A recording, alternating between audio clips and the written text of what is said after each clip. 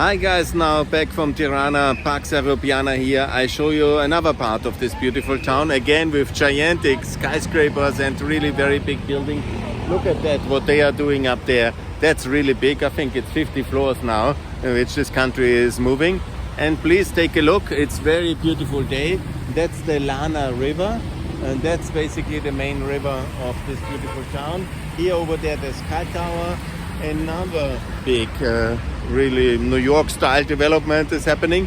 I'm walking now, you see also there, this is the Hotel Daiti.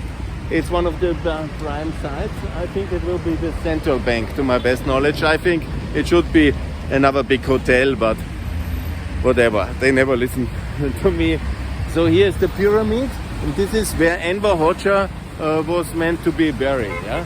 It is now planned to be an innovation center. The project was for it to be a parliament building, because that would be absolutely needed, a main central parliament, but it was not to be. And now it will be a technology center, innovation center. It's also good. This country certainly needs a lot of high-tech and innovation center, and that is now the plan for that one. I thought, in general, I'm for big 5-star hotels in the city center at that locations, or big prestigious, not the main administrative buildings. The government should be out of town. I'm always for dislocating the main ministries outside, but what should be better would be the parliament, for example, a prestigious building that would be good, or in general it's a location for a big hotel, 5-star hotel, a big shopping center, that would be the better way, but okay. The project with the parliament I liked as well very much, but it was not to be. Nevertheless, you see the big tower, and the good thing is this Enver Hoxha kind of mausoleum was never to be, and it will never be. It should be definitely not a mausoleum, because communist dictators should be not in such honors. Obviously they are terrible, and that should be not the case. I'm now walking a bit up along this boulevard. It's very beautiful. I show you some of the most important men of the history of Albania. These are the heroes here. Is, by the way, I think it's the Russian embassy. Yes. This is the Frasheri brothers, the three big philosophers and freedom fighters of Albania. They are the most important personalities in literature and in fighting for Albanian freedom in the end of the 19th century.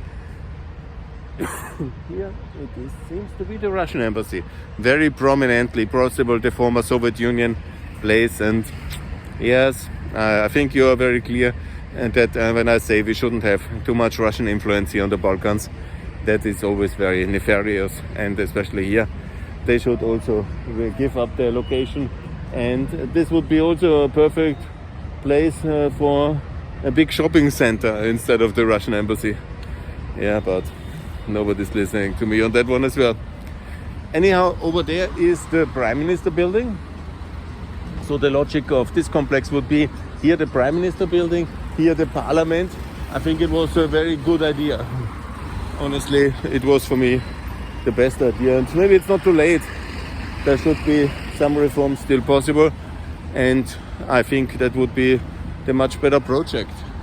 Here the Prime Minister building, and here the main Parliament building, and then this other assembly hall would be many museum, because it's very small. It's not here in the Boulevard, the Parliament, but in the park, and that should be possible, a national museum or some other historic site. But okay, now they have decided for, but many things unfortunately in Albania they are decided and they make no sense. And so hopefully there will be a reason. Now a lot of political changes might happen here, what I was told, and I think it's also needed, because not everything is going so good. Economically it's far less dynamic than in Kosovo and in Montenegro. It's of course a wonderful country with a lot of touristic potential and a lot of economic potential as well, with its mineral resources, gas, oil, chrome, mining, everything is here, but unfortunately the political leadership is not up to the job. Here we go a bit and I show you some other parts of the town.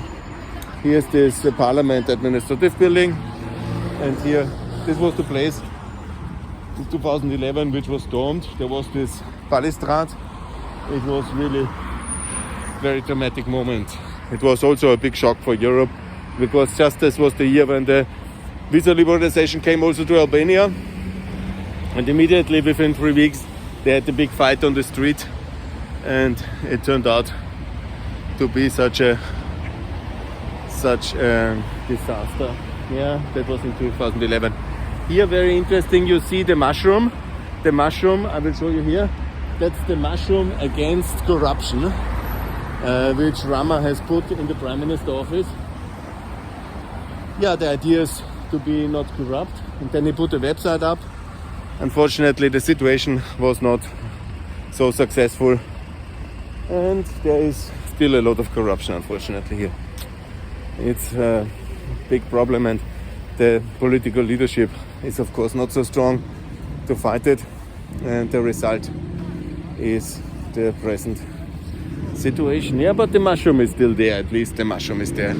Here then is Rogner Hotel and the stadium and the university, and also this very important site of commemoration culture, which I will show you in a second.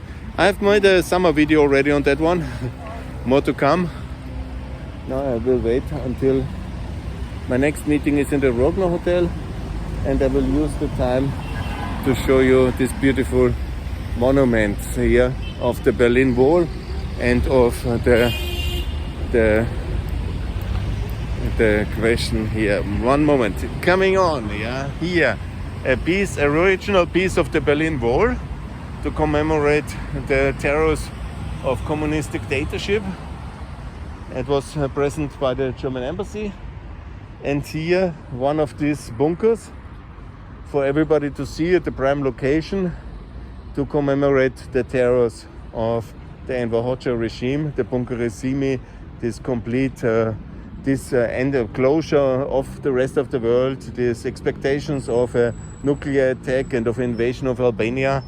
And here the symbol of Spatz, that's the concentration camp, similar extermination camp by work, place where so many had under terrible conditions to work in the mines as forced labor. They were mostly political prisoners, but for whatever reasons they were then in the prisons. So many were dying in these terrible conditions. Yeah, that's actually a very central location here next to the Prime Minister and next to the Rogner Hotel. I will go now and walk to the monument of Albanian independence, and Ismail Jamali, that is coming up. Yeah, exactly. That was erected I was here myself at the ceremony. This was the time when there was the 100-year celebration. That's him. And it is very special and very good monument. He was, of course, the landowner, the nobility. He was a member of the Ottoman Parliament already after the Young Turk Revolution, and he was the man, the most important landowner in the south, in Flora. And he went also to Flora, not to Durrës, because Durrës was the capital, or the main administrative center of Ottoman Albania. But there was the Serbs already coming in on 1912. So he went on because they arrived at the 17th of November, and he then went on because Durrës was already blocked, and he went on to Flora to declare independence in the year 1912 with Austrian support. Yeah, it was an Austrian ship, it was paid by the Austrians, and it was Austria supporting him in that moment. And obviously Austria has a huge role in Albanian history. We in Austria unfortunately have forgotten it mostly, but I am not getting tired to remind everybody that we have this responsibility, and that I hope that we will live up to it. In terms of investment, I try to explain all the time. I'm stepping in the street. This is the Austrian hotel, the Corinthian investor, Mr. Rogner. He came here in the year 92 or 3 already, and then he built up this hotel, and it's fantastic. It's really very beautiful, and it's a great place to be. Over there is the concert hall or the Congress Center from communist times, and behind it this area I made a video already about the football stadium, the university, and then also the center, the so-called Blocko. That was that part where there is also the villa of Enver Hoxha, which also should be privatized or be a museum and not a state residency anymore. But also this recommendation of mine has not been successful. Anyhow, that's my second video on this beautiful afternoon. I have no rain. I'm very happy with it. And I call again, in conclusion, it's time for Albania to join the European Union and to adopt the euro. That's my conclusion now. And I would like to say thank you very much, and more to come from Pax Europiana, from Albania in the coming days. Best regards, and thanks a lot. All the best.